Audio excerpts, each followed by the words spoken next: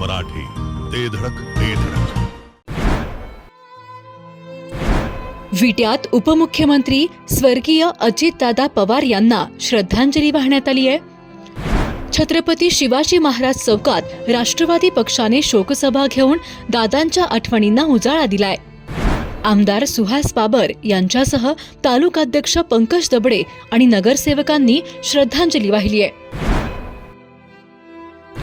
या शोक सभेत आमदार सुहास बाबर दादांसोबतचे क्षण सांगताना भावुक झालेत, तर विविध स्तरावरील मान्यवरांनी यावेळी उपस्थित राहून आपल्या भावना व्यक्त केल्या आहेत.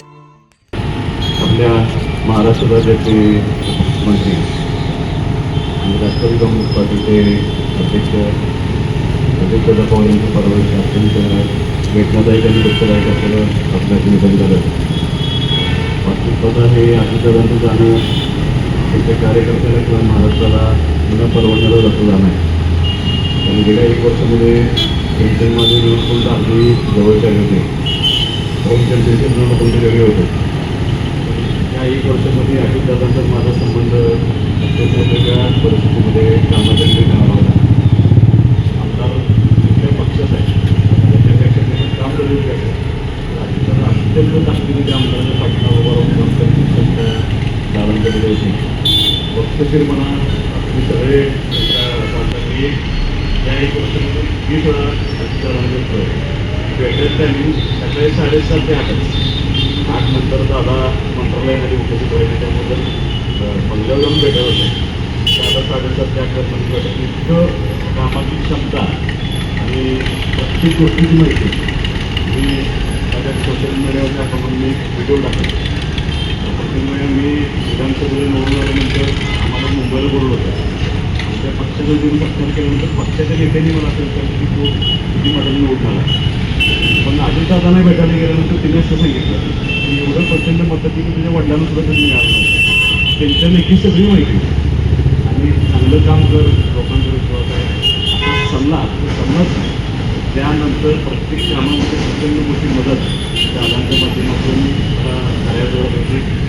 एवढं प्रचंड प्रशासनावरची पकड, एवढी महाराष्ट्राच्या प्रत्येक भागाची माहिती असेल आपण याचा शासन बोललेलं दुर्दैवानं आपल्या अजितदादांना गमावून बसलो. निकाल त्यांच्या अंत्यविधीला गेलो होतो. त्या तीव्र भावना होत्या लोकांना, फक्त आंदोलनाच्या नाही. त्या बारामतीतले लोकांच्या भावना अशा होत्या की आता आमचं कामच थांबलं. आम्ही करायचं कुणी सावरायचं असा प्रश्न त्या ठिकाणी निर्माण झाला होता. माणूस असे लोकांना करायचं आपल्याला किंमत नसते. दादा गेल्यानंतर दादांच्या जाणीव मात्र आज महाराष्ट्राला पदोपदी टाकणार. अगदी 1 महिन्यामध्ये आमचं बजेटचं अधिवेशन आहे. तर त्या अधिवेशनामध्ये दुर्दैवानं बजेट मांडायला अजितदादा नाही. त्याच्यासारखं वाईट या महाराष्ट्रामध्ये ते घडणार नाही. मी माझ्या संपूर्ण बाबा कुटुंबात होतो. त्यांना प्रत्येक अजितदादांना भाव करून श्रद्धांजली वाटतो. ते दुःख पचवण्याची शक्ती त्यांच्या कुटुंबाला मिळो. त्याहीपेक्षा त्यांच्या कार्यकर्त्यांनी दुःख पचवण्याची शक्ती प्रार्थना करतो. आणि माहीत नाही मला पुनर्जन्म असतो का नाही. अजितदादासारख्या माणसाला पुनर्जन्म व्हावा ही स्वतःची मात्र प्रार्थना करतो. परवा अजितदादांचं दुःखद निधन झालं. मला सांगायला अत्यंत तीव्र दुःख होत आहे की अजितदादांचा माझा थेट परिचय म्हणायला नव्हता त्यावेळी. तर त्यावेळी अजितदादा तुळजाराम कॉलेजला होते. आणि 82 साली पवारसाहेबांनी सायकल मोर्चा काढला होता. त्या सायकल मोर्चाला आम्ही गेलो होतो. मी त्यातलं सुरेश पाटील 2004-5 सायकल मोर्चाला गेलो. त्यावेळी अजितदादाच्या सायकल मोर्चामध्ये बारामतीतनं सहभागी झालेले होते. 3 दिवस सायकल मोर्चामध्ये आम्ही सहभागी झालेलो होतो. त्यावेळी कॉलेजमधले अजितदादा हे आम्ही बघायचो शरद पवारचा स्वप्न त्या पद्धतीचं त्यावेळेचं चित्र होतं. त्यानंतर मग त्यांचा राष्ट्रवादी काँग्रेसमध्ये काम करत असताना जिल्हा पातळीवर मी त्यावेळी काम करायला लागलो. त्यावेळी बऱ्याच सभांच्या निमित्तानं दादांचा मला सहवास मिळाला. राष्ट्रवादीचं जिल्ह्याचं कार्याध्यक्षपद देत असताना अजितदादा जयंत पाटील साहेब त्या सर्वांची चर्चा होऊन त्या पद्धतीनं पण दिलं आणि त्यावेळी दादाने थोडा जोरानं काम करायचं. आटपाडीमध्ये जे आपलाबोल यात्रा दादाने आयोजित केली होती त्यावेळी दादा आपल्याकडे आलेले होते आणि जिल्ह्यामध्ये चांगलं संघटन उभं करण्याच्या दृष्टीनं दादांचा सातत्यानं प्रयत्न असायचा. आता दादांची गरज महाराष्ट्राला बहुजन समाजाला फार मोठ्या प्रमाणात आहे. यशवंतराव चव्हाण साहेबांनी पुढची पिढी म्हणून शरद पवार साहेबांचं नेतृत्व केलं. आज माझ्या व्हॉट्सअप स्टेटसवर मी फोटो टाकलाय त्यामध्ये अजितदादा, आराराबा, जयंत पाटील, दिलीप वळसे पाटील आणि खानविलकरांचा फोटो आहे.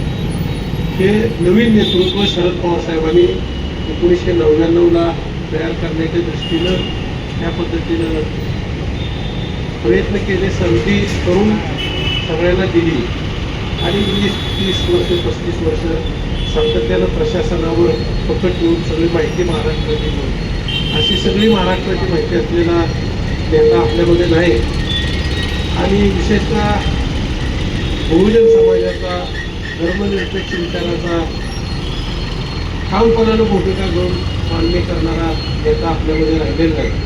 हे महाराष्ट्राचे दुर्दैव आहे. पुढच्या काही काळामध्ये महाराष्ट्रामध्ये काही घटना घडत असताना दादांची वेळोवेळी आपल्याला आठवण आल्याशिवाय राहणार नाही. एकच आहे की पवारसाहेबांचा आणि अजितदादांचा जो सर्वसामान्य विषय हा महाराष्ट्राविषयी जो विचार होता त्या विचाराशी प्रामाणिक राहून मराठवाड्यात त्या विचाराच्या पाठीशी ताकदीनं उभं राहून तो विचार पुढे नेणे हेच तरी दादांना श्रद्धांजली ठरणार आहे. त्याच्या कुटुंबाचं दुःख मोठं आहे. आपण काय भावना व्यक्त करण्यात तरी बोलणं येणारच गोष्ट आहे. तर त्यांना त्या कुटुंबानं त्या दुःखाचं सावरावं त्या पद्धतीची अपेक्षा व्यक्त करतो आणि पुन्हा त्या कुटुंबानं महाराष्ट्रासाठी कार्यरत राहावं आणि महाराष्ट्राची सेवा त्यांच्या हातून करावी अशी अपेक्षा व्यक्त करतो. आज महाराष्ट्र राज्याचे लाडके उपमुख्यमंत्री स्वर्गीय अजितदादा पवार साहेबांना श्रद्धांजली वाहण्यासाठी राष्ट्रवादी काँग्रेस पार्टीच्या वतीने आयोजित सर्वपक्षीय शोक सभेचं आयोजन करण्यात आलं होतं. त्याच काही मिनिटापूर्वी या मतदारसंघाचे आमदार सुहासभैया महापालिका येऊन गेले. त्यांना श्रद्धांजली वाहिली. आपल्या खानापूर तालुक्यातील सर्व क्षेत्रातील सर्वच मान्यवरांनी आतापर्यंत श्रद्धांजली वाहिलेली आहे. खरं तर या महाराष्ट्राचे पहिले मुख्यमंत्री सन्माननीय यशवंतरावजी चव्हाण साहेब यांच्या विचारांचा वारसा घेऊन शिवशाहू फुले आंबेडकरांच्या विचारधारेचं काम उजव्या विचारसरणीच्या सरकारबरोबर असताना देखील ते उघडपणे आणि ठळकपणे करण्याचं धाडस ज्या माणसानं दाखवलं ते बहुजन समाजाचे खऱ्या अर्थानं कैवारी असलेले अजितदादा पवार साहेब यांचं दुःखद निधन झालं आणि या संपूर्ण महाराष्ट्रावर शोककळा बसत. खरं तर आज ही लोकांना असं वाटत नाही की दादा आपल्यातून निघून गेलेले आहेत. त्या महाराष्ट्रातील गावखेड्यातील तमाम महिला असतील, उपेक्षित, वंचित, शोषित, दलित समाजाचे अनेक कार्यकर्ते जे सामाजिक चळवळीच्या माध्यमातून काम करत होते, राबत होते, या कार्यकर्त्यांना माणसात आणलं आणि त्या माणसात आणताना त्यांना सामाजिक त्यांचा सन्मान करणं आणि सन्मान करत करत त्यांना सत्तेची पदं देणं, काही लोकांना आमदार केलं, काही लोकांना मंत्री केलं, काही लोकांना खासदार केलं, अशी अनेक पदं देऊन त्या लोकांचा सामाजिक सन्मान करणं, सामाजिक न्यायाच्या प्रक्रियेमध्ये त्यांना आणणं, अशा पद्धतीची भूमिका असणारा नेता, सडेतोड बोलणारा नेता आज आपल्यातून हरपतो. तेव्हा मी काही दिवसापूर्वी दादांच्याकडे प्रवेश केला. मी पंकजभाई आमच्याबरोबर असणारी सगळी टीम 2-4 वेळा दादांच्या बरोबर आमच्या बैठका झाल्या. पंकजभाईच्या खांद्यावर हात ठेवून ते काही म्हणायचे की मला खानापूर तालुक्याच्या बद्दल आम्ही सांगत होतो त्याच्या पुढची माहिती दादा नसायची आणि मला खाडा ना खावा माहिती आहे. त्यांचं एक आणि ज्यावेळेला प्रवेश केला त्यावेळेला दादा आम्हाला दोघांच्या कानात सांगत होते की मला यशवंतराव चव्हाणांचा जन्म झालेल्या ढवळेश्वरमध्ये काहीतरी करायचं. आम्ही सांगितलं की आम्ही सगळी तालुक्यातली सगळी मंडळी आहे, ते ढवळेश्वरमध्ये म्हणत होते मला काहीतरी करायचं आहे. आणि मी परत येताना आम्ही इथं येईल, काही एक महिना सुद्धा झाला नसेल, आपण ज्या चौकात आज उभा आहे त्या चौकातून दादा असे सांगली मिरजेच्या कार्यक्रमासाठी निघून गेले. आम्हाला फोन आला की म्हणजे 5 मिनिटं आपण गेस्ट हाऊसला भेटूया. आम्ही सगळे गेस्ट हाऊसला वाट बघत बसलो. तहसीलदारांना फोन केला आणि आम्ही सगळे गेस्ट हाऊसला थांबलो. अचानक परत आम्हाला फोन आला की नाही तुम्ही मिरजेला या. आणि आम्ही नसेल तर चौकात असं म्हणेपर्यंत आम्ही चौकात येईपर्यंत दादा चौक पास करून पुढे गेले होते. कारण एकच होतं की वेळेमध्ये मिरजेची सभा त्यांना गाठायची होती. वेळेचा इतकं कार्यतत्पर त्यांचं काम होतं. 5 मिनिटासाठी किंवा 2 मिनिटासाठी काय होतं त्याला असं ते कधीच म्हणत नव्हते. पण इतकं वेळेला पाळणारा, वेळेवर जाणारा माणूस, परवा काय अवेळ आली त्यांच्यावर, काळाचा घाला झाला आणि दादा आपल्यातून निघून गेले. खरं तर कुटुंबियांच्यावर जेवढं प्रेम दादा करत होते तेवढंच प्रेम ते कार्यकर्त्यांच्यावर करत होते. आम्ही मुंबईच्या 2-3 मिटिंगला होतो, सांगलीला आम्ही 2-3 वेळा सभेला त्यांच्याबरोबर जाण्याचा योगाला, विजय सूर्यवंशींच्या तिथे दादांच्या बरोबर जेवण करण्याचा मला योग आला. आणि अशा सगळ्या गोष्टीमध्ये एक या तालुक्याला मला काहीतरी करून द्यायचं आहे. तुमची सगळी यंग जनरेशन तुझी आहे, तुम्ही सगळे तरुण कार्यकर्ते आज माझ्याबरोबर मधले जोडलेले आहात. तुमच्या सगळ्यांच्या माध्यमातून मला त्या तालुक्यामध्ये काहीतरी करायचं आहे. मला तुम्ही काम घेऊन या. एवढी जिल्हा परिषद आणि पंचायत समितीच्या निवडणुका झाल्या की आपण बसू अशा पद्धतीने आम्हाला सांगितलं. आम्ही जयदादांनी फारच्या बरोबर सुद्धा आमची मिटिंग झाली, बसलो आम्ही आणि त्यांनी सांगितलं. परंतु आज या सगळ्या गोष्टी होत्याच्या नव्हत्या झाल्या. जेवढंच दुःख पवार कुटुंबियांच्या मध्ये आहे तेवढंच दुःख आज महाराष्ट्र आणि देशातील राष्ट्रवादीमध्ये काम करणाऱ्या ती साहेबांचे असो किंवा दादांचे राष्ट्रवादी असो या सगळ्यांच्या मध्ये तेवढं दुःख आहे. आणि त्याहीपेक्षा या महाराष्ट्रामध्ये ज्या माता भगिनी, लाडक्या बहिणी ज्या होत्या, ज्या दादांनी त्यांना सगळं ही केलं होतं, प्रत्येक सभेमध्ये आवर्जून त्या गोष्टींचा उल्लेख करायचे. अशा सगळ्या गोष्टी आज या लोकांच्या डोळ्यासमोर आहेत.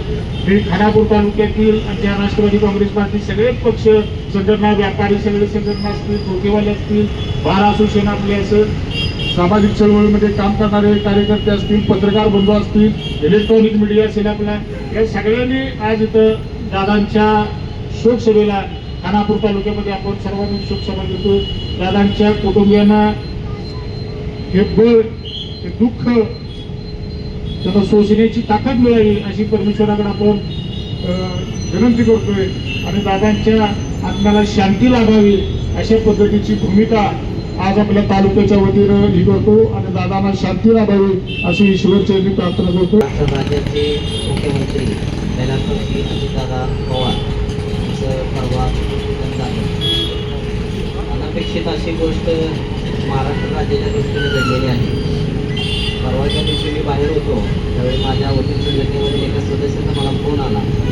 त्यावेळी त्यांनी कळवलं की बाबा असं असं झालेलं आहे. त्या गोष्टीवरती विश्वास बसला नाही. किंबहुना मी त्या माझ्या सदस्याला म्हटलं की बाबा या फेक न्यूज असतात आणि त्या दृष्टीनं तू जरा चांगली चौकशी कर. तरी परंतु ही गोष्ट दुर्दैवी या महाराष्ट्रासाठी घडलेलीच होती. खरं तर अजितदादांच्या बाबतीत बोलायचं झालं तर एक नैसर्गिक नेता असं मी त्यांचा उल्लेख करतो. कारण आपण जर बघितलं तर त्यांची जी वक्तृत्वशैली होती किंवा त्यांचा कामाचा जो मोठा धडाका होता तो अतिशय चांगल्या पद्धतीने होता. आणि एक पश्चिम महाराष्ट्राला किंवा या संपूर्ण महाराष्ट्राचा एक अतिशय काम करणारा नेता या महाराष्ट्राने गमावला. याची पोकळी आपल्याला इथून पुढे जाणवणारच आहे. आणि या अतिशय दुःखद प्रसंगातून त्यांच्या कुटुंबाला सावरण्याची शक्ती ईश्वरचरणी त्यांच्या कुटुंबाला द्यावी. अजितदादांना मी विटा वकील संघटनेचा अध्यक्ष या नात्यानं पूर्ण श्रद्धांजली वाहतो. जिओ मराठी, ते धडक ते धडक.